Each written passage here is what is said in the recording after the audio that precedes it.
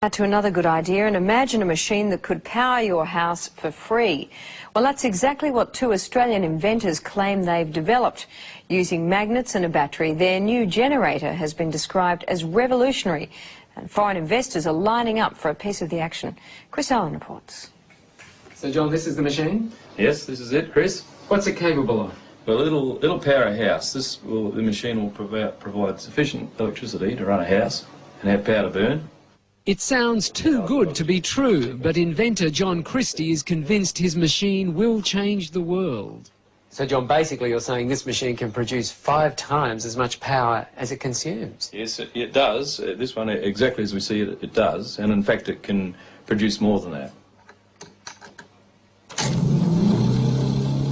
Once kick-started from a battery, John and his partner Lou Britz say this prototype will run for years without stopping, generating 24 kilowatts of power a day. You don't get more revolutionary, I think. I mean, we're talking about something that has the capacity to change the way that the world produces its electric power.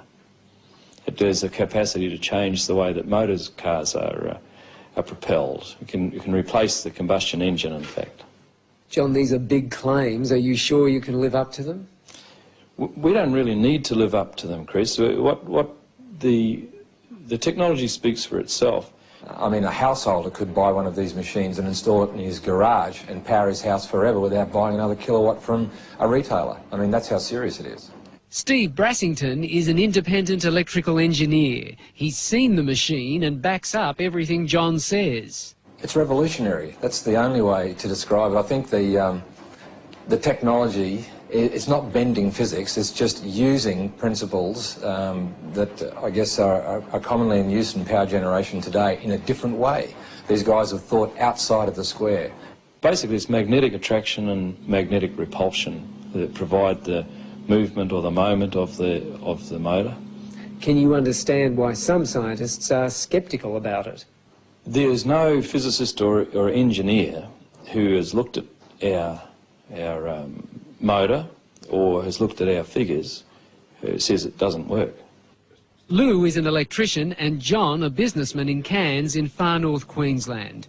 The two unlikely inventors have been tinkering with their machine for 6 years. They've applied for an international patent and have been swamped by people wanting a piece of the action.